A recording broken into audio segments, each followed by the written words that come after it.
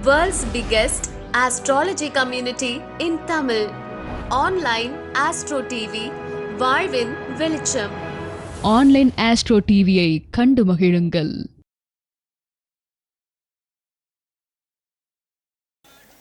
அடுத்ததாக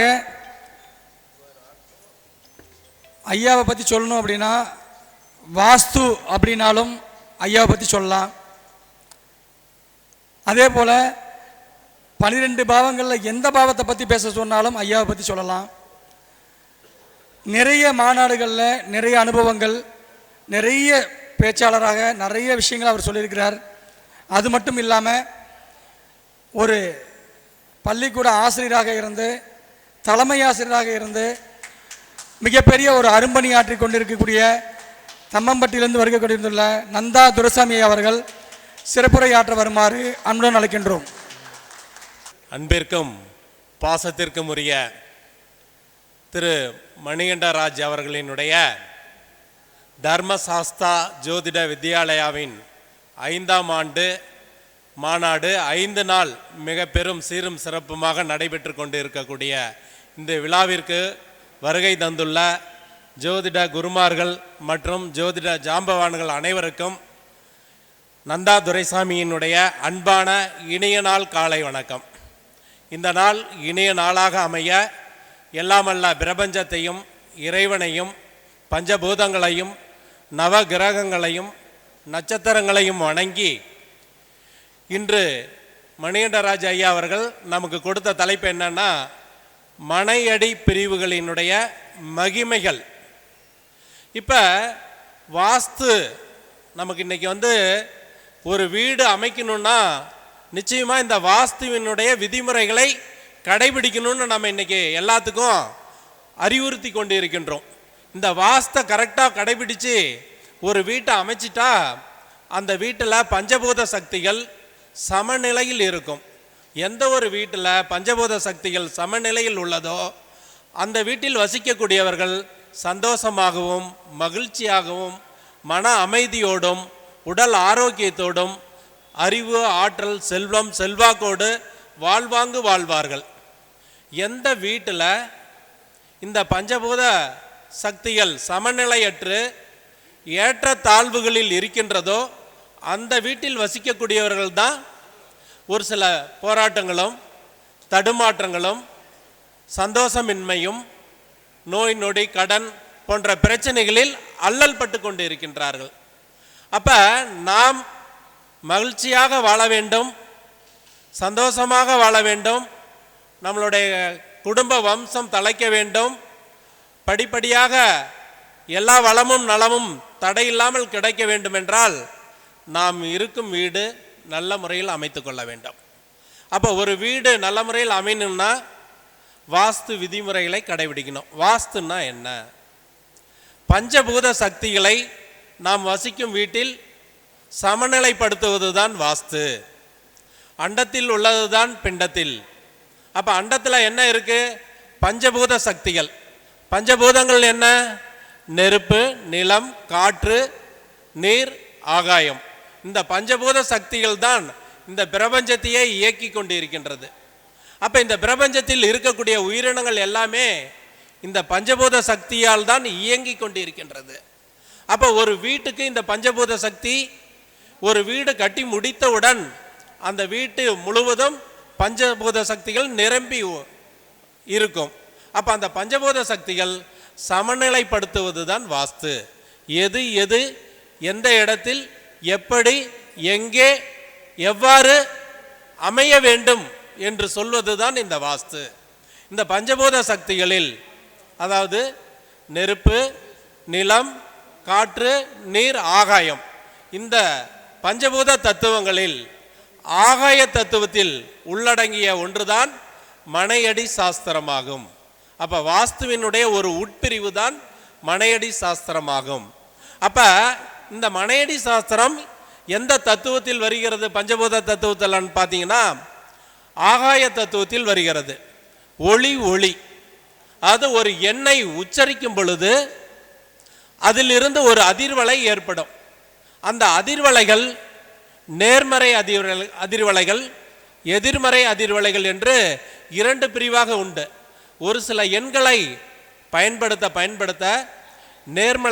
நேர்மறை அதிர்வலைகள் அதிகமாக நமக்கு நல்ல நன்மையான பலன்களை வழங்கும். ஒரு சில எண்கள் பயன்படுத்தும் பொழுது அதனுடைய அதிர்வலையிலிருந்து வெளிப்படக்கூடிய காந்த அலையானது எதிர்மறை சக்திகளை வெளிப்படுத்தும். அப்போ அந்த எதிர்மறை சக்திகளை வெளிப்படுத்தக்கூடிய எண்களை நாம் பயன்படுத்தாமல் நேர்மறை சக்திகளை வெளிப்படுத்தக்கூடிய எண்களை நாம் பயன்படுத்தினோம் என்றால் நம்ம வீடு கட்டும் பொழுது நீள அகலம் எந்த எண்ணிக்கையில் வைக்க வேண்டும், எந்த எண்களில் வைத்து வீட்டை அமைக்க வேண்டும் என்று சொல்வதுதான் மனையடி சாஸ்திரம். அப்போ இதில் நேர்மறை சக்திகளை வெளிப்படுத்தக்கூடிய எண்களை உதாரணத்துக்கு சொல்கின்றேன். 6லிருந்து தான் ஆரம்பிக்குது. முதல் 5 எண்களுக்கு அது சமநிலையில் இருக்கக்கூடிய எண்கள்.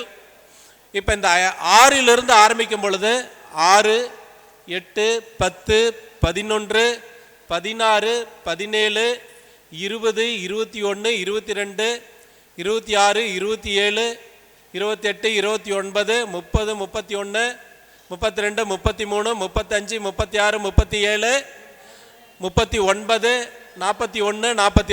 45, 50, 52, 54, 56, 60, 64, 66, 68, 70, 71, 72, 73,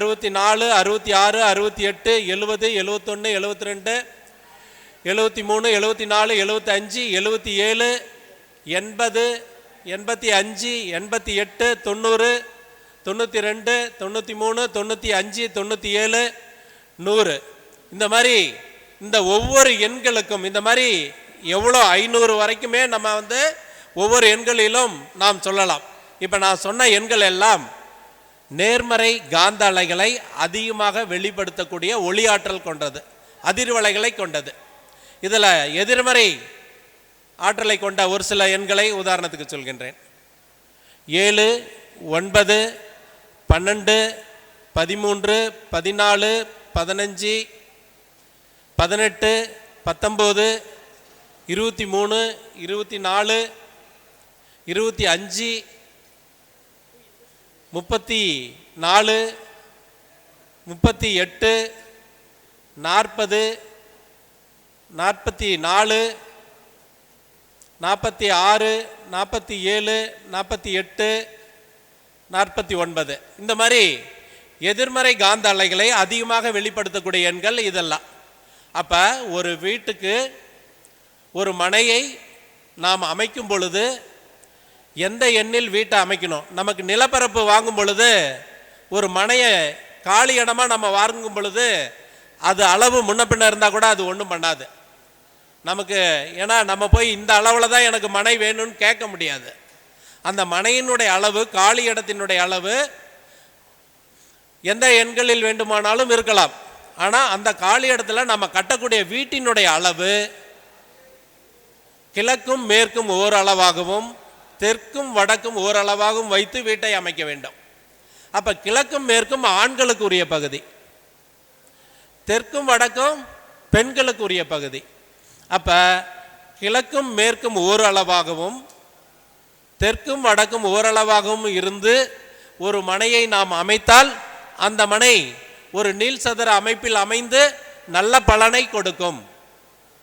இப்போ இந்த ஒரே வர்க்கம் ஆணுக்கு உரிய பாகம் கிழக்கும் மேற்கும் ஒரு பக்கம் அதிகமான எண்ணிக்கையில் இருக்கு, இன்னொரு பக்கம் கம்மியாக இருக்குது, இல்லைன்னா அதிகமாக போயிடுது. அப்படின்னா என்னாகும்? அந்த மனை குழி முறிவு ஏற்படும். ஒரு பக்கம் அதிகமாக இருந்து ஒரு பக்கம் குறைஞ்சிடுச்சுன்னா அந்த மனையில் குழி முறிவு ஏற்பட்டு நல்ல பலன்களை அங்கே தராது, ஒரு சில பாதிப்புகளை கொடுக்கும். அப்போ எக்காரணத்தை கொண்டும் ஒரு மனையை அமைக்கும் பொழுது குழி முறிவு ஏற்படாமல் நாம் அமைக்க வேண்டும். இப்போ உதாரணத்துக்கு கிழக்கு மேற்கும் 50 அடி வைக்கிறோம், தெற்கும் வடக்குலேயும் 45 அடி வச்சா ரைட்டு, தப்பு கிடையாது. ஆனால் இதே கிழக்கு மேற்கும், கிழக்கு பக்கம் 50, மேற்கு பக்கம் 52 இருக்குது, தெற்கில் 45, வடக்கில் 42 தான் இருக்குது. இப்போ இந்த அளவில் அப்படியே வீட்டை அமைக்கலாமான்னா அமைக்கக்கூடாது. அதை ஒரு நீள்சதுர அமைப்புக்கு கொண்டுட்டு வந்து கிழக்கும் மேற்கும் ஓரளவும் தெற்கும் வடக்கும் ஓரளவில் வைத்து ஒரு மனையை நாம் அமைக்க வேண்டும். இதுதான் மனையடி சாஸ்திரம். இதுதான் மனையடி சாஸ்திரம். இந்த மனையடி சாஸ்திரத்தில் இந்த நீளம் அகலத்தைக்கு மேலே அடுத்த ஸ்டெப்பாக என்ன பண்ணுறாங்கன்னா ஆயாதி கணிதங்கள் கண்டுபிடிச்சு ஆயாதி கணிதத்தில் குழி கணக்கை கண்டுபிடித்து அதில் நமக்கு கர்ப்பம் அல்லது மனை பிரிவுகள் என்று கண்டுபிடிக்கிறாங்க. அப்போ இந்த ஆயாதி கணிதத்தில் 25 வகையான பொருத்தங்கள் உண்டு. அதில் ஷட் ஆயாதி கணிதம், தசா ஆயாதி கணிதம், சோடச ஆயாதி கணிதம், பஞ்சவிம்ச ஆயாதி கணிதம்னு இருக்குது. அப்போ சட் ஆயாதி கணிதம்னா 6 வகையான பொருத்தங்கள் கண்டுபிடிப்பது. தசாவித ஆயாதி கணிதம்னா 10 விதமான பொருத்தங்களை கண்டுபிடிக்கக்கூடியது. சோடச ஆயாதி கணிதம்னா 16 வகையான பொருத்தங்களை கண்டுபிடிக்கக்கூடியது. பஞ்சவிம்ச ஆயாதி கணிதம் என்பது 25 வகையான பொருத்தங்களை கண்டுபிடிக்கக்கூடியது. அப்போ ஒரு மனையில் நம்ம வீடு கட்டும் பொழுது இந்த ஆயாதி கணிதத்தை கணித்து எல்லா பொருத்தமுமே இருக்குதான்னு பார்த்தா எல்லா மனைக்கும் அது பொருந்தி வராது. அதில் முக்கியமான பொருத்தங்கள் மனை பொருத்தம், ஆதாய பொருத்தம், நேத்திர பொருத்தம், வயது பொருத்தம், தாராபலன், இந்த மாதிரி ஒரு சில முக்கியமான பொருத்தங்கள் இருந்தாலே அந்த மனை நல்ல பலன்களை வழங்க ஆரம்பிச்சிடும். அப்ப இந்த ஆயாதி கணிதத்தை எப்படி கண்டுபிடிக்கிறது?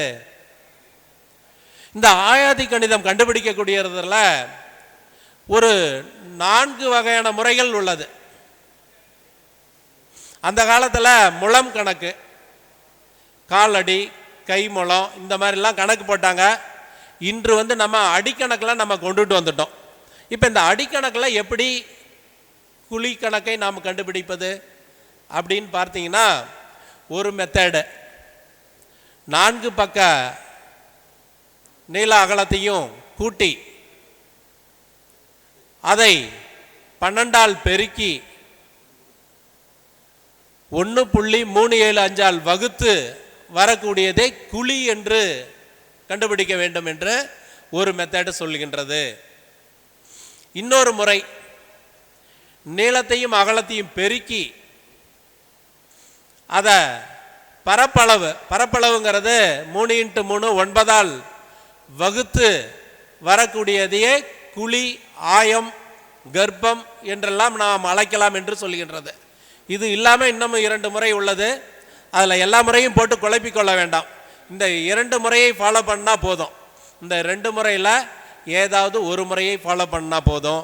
அதே மாதிரி இந்த நீளம் அகலத்தை பெருக்கும் பொழுது அந்த பெருக்கலினுடைய எண்ணிக்கை டோட்டலானது ஒற்றைப்படையில் இருக்குமாறு அமைத்து கொண்டாலே போதுமானது. உங்களுக்கு ஓரளவுக்கு அந்த கட்டிடம் சிறப்பானதாக வந்துவிடும். இரட்டைப்படையில் இல்லாமல் அந்த டோட்டல் நீளத்தையும் அகலத்தையும் பெருக்கும் பொழுது வரக்கூடிய டோட்டலானது ஒற்றைப்படையில் வரக்கூடியதாக இருந்தால் போதுமானது. இப்போ குழியை நாம் கண்டுபிடிச்சிட்டோம். இந்த குழியிலிருந்து மனையை எப்படி நாம் கண்டுபிடிக்க வேண்டும்? மனை கண்டுபிடிக்கும் பொழுது, அதாவது கர்ப்பம்னா எத்தனை வகையான மனைகள் உள்ளது. அப்போ இந்த கர்ப்ப பொருத்தத்தை நாம் எப்படி கண்டுபிடிக்க வேண்டும் அப்படின்னா, அந்த குழியை, அந்த ஆயத்தை, துருவ பதத்தை 8ஆல் வகுத்தோம் என்றால் மீதி வரக்கூடிய மீதி 1 வரலாம், 2 வரலாம், 3 வரலாம், 4 வரலாம், 5 வரலாம், 6 வரலாம், 7 வரலாம். அப்போ எதுவுமே மீதி இல்லைன்னா அது 8ன்னே நாம் எடுத்துக்கணும். மீதி எதுவுமே இல்லைன்னா அதை நாம் 8 என்றே எடுத்துக்கொள்ள வேண்டும். அப்போ அந்த மாதிரி ஒவ்வொரு எண்ணுக்கும் ஒரு மனை. இப்போ 1 மீதம் 1 வந்தால் அந்த மனைக்கு பேர் கருடமனை என்று பெயர். மீதி நமக்கு குழியை 8ஆல் வகுக்கும் பொழுது மீதி 1 வந்தால் அந்த மனைக்கு என்ன பேர்? கருடமனை என்று பெயர். அப்போ கருடன், அப்போ அந்த கருடன் என்பது ஆகாயத்தில் தனக்கென்று ஒரு தனி பாதையை அமைத்து கொண்டு தன்னிச்சையாக செயல்படக்கூடிய ஒரு கருடன் ஆகும். அப்போ இந்த கருடன் மனை அமைத்து விட்டால் சீரும் சிறப்புமாக அமையும் அந்த கட்டடம். அப்போ இந்த கருடன் மனையை எல்லா திசைக்கும் அமைக்கலாமா அப்படின்னு பார்க்கணும். ஒவ்வொரு மனையும் ஒரு குறிப்பிட்ட திசைக்கு பகையாகும். மீதி 3 திசைகளுக்கு நட்பாகும். அப்போ இந்த கர்டன் என்பது கிழக்கு திசையை குறிக்கக்கூடிய மனையாகும். கர்டன் மனை என்பது எந்த திசைக்கு நம்ம பயன்படுத்தலாம்? கிழக்கு திசைக்கு. இந்த கிழக்குக்கு நேர் எதிர்பக்கம் உள்ள மனை என்னன்னு பார்த்தீங்கன்னா மேற்கு. மேற்கு வாசல் உள்ள மனைக்கு இந்த கர்டன் மனையை வைக்கக்கூடாது, அது பகையாகும். ஒரு மனைக்கு நேர் ஆப்போசிட் உள்ளது பகை, சைடில் உள்ளது எல்லாமே நட்பு. அப்போ இந்த கர்டன் மனை கிழக்கு வாசலுக்கு ரொம்ப சிறப்பாக அமையும். தெற்கு வடக்குக்கு நல்ல பலனை கொடுக்கும். மேற்கு வாசல் உள்ள ஒரு வீட்டிற்கு கர்டன் மனையை பொருத்தக்கூடாது. அப்போ மீதம் 1 வரக்கூடிய கர்டன் மனையை கிழக்கு தெற்கு வடக்கு வாசலுக்கு பயன்படுத்தலாம், மேற்கு வாசலுக்கு பயன்படுத்தக்கூடாது. அப்போ இந்த மனை கிழக்கு வாசலுக்கு பயன்படுத்தும் பொழுது கிழக்கு பகுதிங்கிறது இந்திரனுக்கு உரிய பகுதியாகும். இந்திரனை போல் செல்வ வளமோடும் வாழ்க்கை வளர்ச்சியோடும் அறிவு ஆற்றலோடும் சொகுசான வாழ்க்கையை வாழ்வதற்கு இந்த கர்டன் மனை நமக்கு நன்மையை செய்யும். சரி, மீதி 2 வந்தால், இப்போ குழியை 8ஆல் வகுக்கும் பொழுது மீதம் 2 வருது. அந்த மனைக்கு என்ன பேருன்னா புறாமனை என்று பெயர். அப்போ இந்த புறாமனை வந்தால் நம்ம அமைக்கலாமா அப்படின்னு பார்த்தா, இந்த 2 என்பது அக்னி பகுதிக்கு உரியது, தென்கிழக்கு பகுதிக்கு உரியது. அப்போ தென்கிழக்குங்கிறது அக்னி பகவானுக்கு உரியது. அக்னி பகவானுக்கு உரிய ஒரு மனையை அமைத்து விட்டால் அந்த மனை கடன் பிரச்சனைகள், குடும்ப வாழ்க்கையில் பிரச்சனைகள், நோய் நொடிகளை கொடுக்கக்கூடிய அந்த மனையாகும். அப்போ கட்டாயம் கர்டன் மனை மீதம் 2 வந்தால் அந்த மனையை நாம் அமைக்கக்கூடாது, மனையை நம்ம மாற்றி அமைச்சிக்கணும். 2 வந்தால் கட்டாயம் நம்ம புறாமனை அமைக்கக்கூடாது. அப்போ கட்டாயம் 2 மீதி வர மாதிரி நம்ம ஒரு மனையை குழியை தேர்ந்தெடுக்கக்கூடாது. அடுத்தது, குழியை 8ஆல் வகுக்கும் பொழுது மீதம் 3 வந்தால் அதுக்கு பேர் சிம்மமனை என்று பெயர். சிம்மம் அப்படின்னாவே ராஜா, ஒரு அதிகார பவர் உள்ளது, ஒரு நிர்வாக திறமை உள்ளது, நல்ல பவர்ஃபுல்லான அறிவு ஆற்றல் திறமை உள்ளது. அப்போ குழியை 8ஆல் வகுக்கும் பொழுது மீதம் 3 வந்தால் அது சிம்மமனை. சிம்மம் என்பது தெற்கு வாசலுக்கு உரிய மனை. அப்ப தெற்கு வாசலுக்கு சிம்மமனையை நாம் வைத்தால் மிகப்பெரிய அரசியல் செல்வாக்கு, அரசு அதிகாரம், நிர்வாக திறமை, சேமிப்புகள், செல்வம் செல்வாக்கோடு வாழ்வதற்கு நல்ல அமைப்பாகும். அப்ப இந்த சிம்மமனையை எந்த பக்கத்துக்கு வைக்கக்கூடாது? சிம்மமனைக்கு தெற்குக்கு பகை எதுன்னா நேர் வடக்கு. அப்ப வடக்கு வாசலுக்கு சிம்மமனையை வைத்தால் ராஜா கூஜாவாகி விடுவார், கூஜா தூக்குற அளவுக்கு போயிடுவார். ராஜாவுக்கு அங்கே அதிகாரம் கிடையாது, அடிமையாக செயல்படக்கூடிய ஒருத்தராக மாறிவிடும். அப்போ வடக்கு வாசலுக்கு சிம்மமனையை வைத்தால் அந்த குடும்ப தலைவனுக்கு அதிகாரம் இல்லாமல் அடிமை போல அவர் நடத்தப்படுவார். எக்காரணத்தை கொண்டு வடக்கு வாசலுக்கு சிம்மமனையை அமைக்கக்கூடாது. அப்போ மீதி பக்கத்துக்கு கிழக்கு மேற்குக்கு அமைக்கலாம்னா கட்டாயம் அமைக்கலாம். தெற்கு கிழக்கு மேற்குக்கு சிம்மமனை அமைக்கலாம். ரைட்டு. இப்போ குழியை 8ஆல் வகுக்கும் பொழுது மீதம் 4 வந்தால் அது நாய் மனை என்று பெயர். அப்போ அந்த நாய் 4ஆம் இடங்கிறது நாய், அது பார்த்திங்கன்னா ராகுக்குரிய பகுதி, தென்மேற்கு பகுதி. அப்போ தென்மேற்கு பகுதி கிராஸ் உள்ள மனையை அமைக்கலாமான்னா கட்டாயம் அமைக்கக்கூடாது. அந்த மாதிரி நாய் மனை வந்ததுன்னா நாய்ப்படாத பாடுபடுவாங்க, ஒரு இடத்துல நிற்க மாட்டாங்க, ஓடிக்கிட்டே இருப்பாங்க அப்படின்னு பேர். அந்த குடும்ப தலைவன் ஒரு இடத்துல நிற்காம ஓடிக்கொண்டே இருப்பார். அப்போ நாய் மனை கட்டாயம் எந்த திசைக்குமே அமைக்கக்கூடாது. சரி, மீதம் 5 வந்தால் அதை பசுமனை அல்லது சர்ப்பமனை என்று பெயர். அப்போ இது மேற்கு வாசலுக்கு ரொம்ப சிறப்பாக இருக்கும். இது நேர் ஆப்போசிட்டு கிழக்கு வாசலுக்கு இது பயன் தராது, கிழக்குக்கு கட்டாயம் வைக்கக்கூடாது.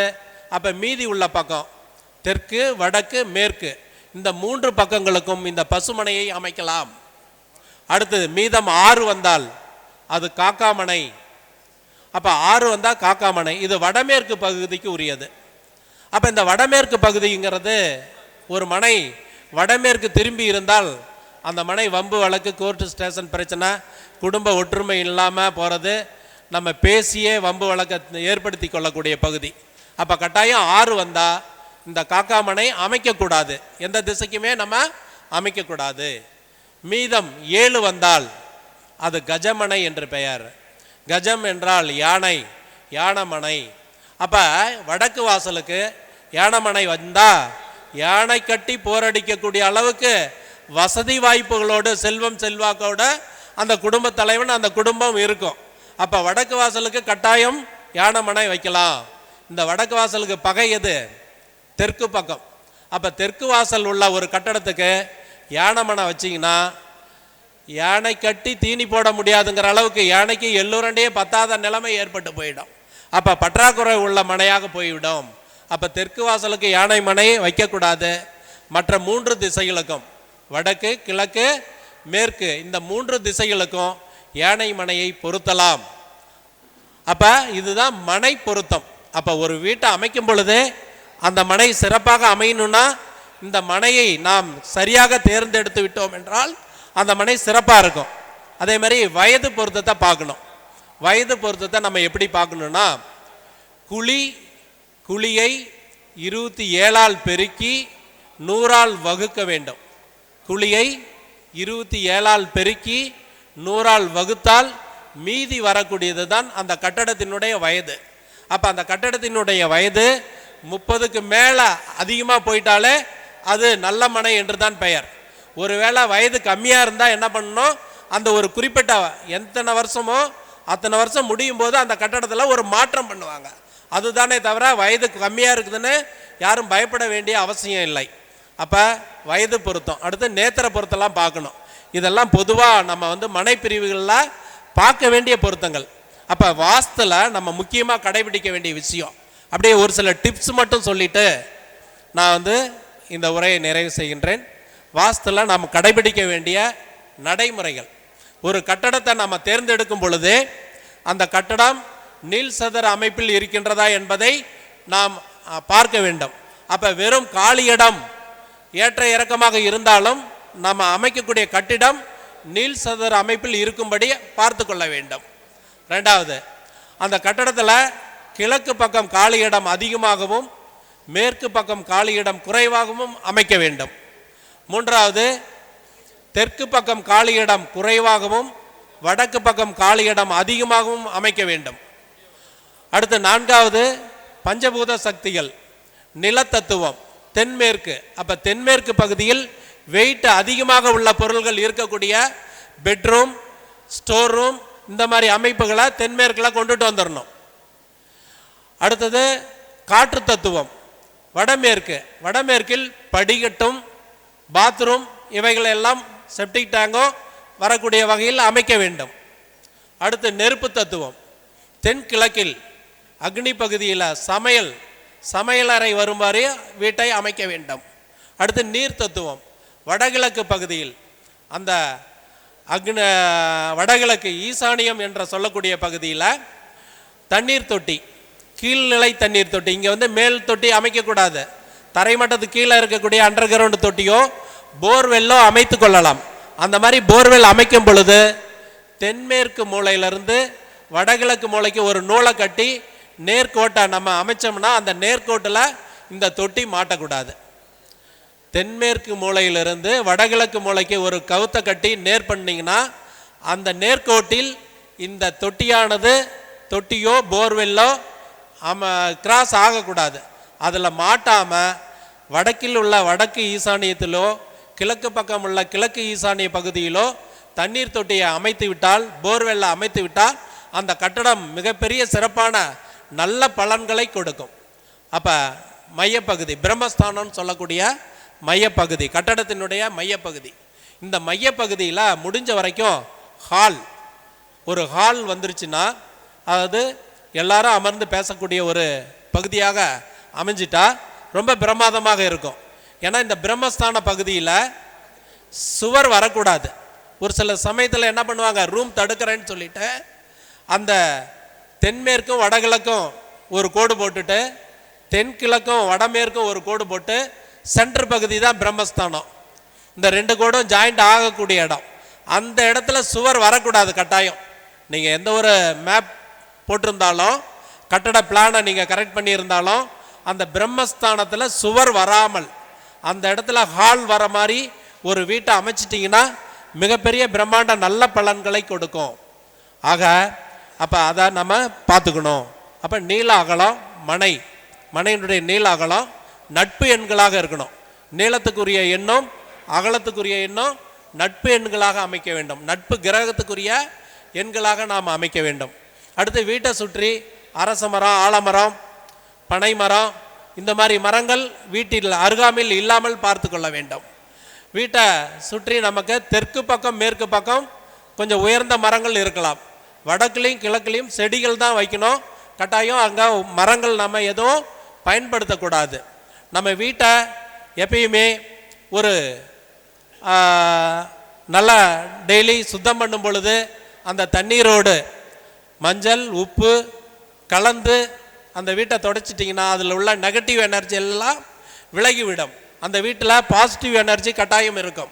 அப்போ அந்த வீட்டில் நம்ம வடகிழக்கு பக்கம் இருக்கக்கூடிய ரூமில் ஜன்னல் பெரிய திறப்பாக இருக்கணும். அந்த ஜன்னல் எப்பயுமே திறந்து இருக்கக்கூடிய வகையில் நம்ம வெளியில் போகும்போது மட்டும்தான் அந்த வடகிழக்கில் உள்ள ஜன்னலை நம்ம அடைக்கணும். மற்ற நேரங்கள் வடகிழக்கிலிருந்து வீட்டுக்கு உள்ளே நல்ல காற்றோட்ட வசதி வரக்கூடிய வகையில் அந்த ஜன்னல் எப்பயுமே திறந்து இருக்க வேண்டும். அப்போ அந்த மாதிரி நம்ம வீட்டை அமைச்சிக்கிட்டோம்னா நிச்சயமாக ஒரு மிகப்பெரிய நல்ல பலனை தரும். இந்த வாஸ்துவை நீங்கள் பயன்படுத்தி உங்களுடைய வாழ்க்கை தரத்தை வளமாக நலமாக அமைத்து கொள்ள எல்லாமல்ல இறைவனையும் பிரபஞ்சத்தையும் வேண்டி இந்த வாய்ப்பை கொடுத்த திரு மணிகண்டராஜ் அவர்களும் அவர்களது குடும்பத்தாரும் உடல் நலம், நீலாயுள், நிறை செல்வம், உயர் புகழ் பெற்று பல்லாண்டு பல 100 ஆண்டுகள் இந்த ஜோதிடத்திற்கு சேவை செய்ய வேண்டும் என்று மனமாற வாழ்த்தி விடைபெறுகிறேன். நன்றி, வணக்கம். ஐயா அவர்களுக்கு மனையடி சாஸ்திரமும் அதன் பிரிவுகளும் அப்படின்ற ஒரு அற்புதமான ஒரு தலைப்பை கொடுத்துருந்தோம். ஆகச்சிறந்த ஒரு பதிவை இன்றைக்கி நம்ம ஆன்லைன் எஸ்ட்ரோ டிவி வழியாக நிறைய பேருக்கு கிடச்சிருக்குன்னு நினைக்கிறேன். ஸோ அற்புதமான தகவல்கள். ஒரு வாஸ்து வகுப்பில் என்னென்னலாம் நமக்கு முக்கியமாக தேவைப்படுமோ அதையெல்லாம் தொகுத்து ஐயா அழகாக கொடுத்துருக்கார். ஐயா அவர்களை சிறப்பிக்க அவையில் இருக்கக்கூடிய அனைத்து ஜோதிட குருமார்களும் மேடைக்கு வந்து ஐயா அவர்களை சிறப்பிக்க வேண்டுமாய் அன்புடன் கேட்டுக்கொள்கிறோம்.